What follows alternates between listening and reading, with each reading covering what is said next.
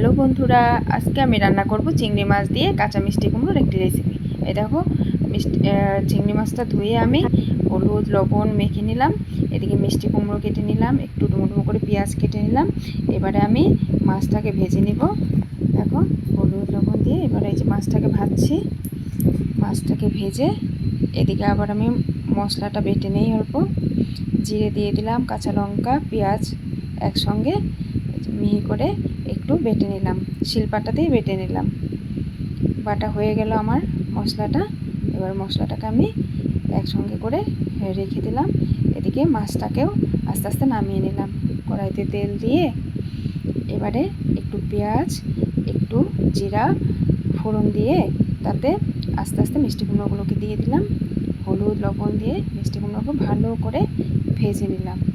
ভেজে এবারে মশলাটা দিয়ে পরিমাণ মতো ঝোল দিয়ে চিংড়ি মাছগুলো সব দিয়ে দিলাম।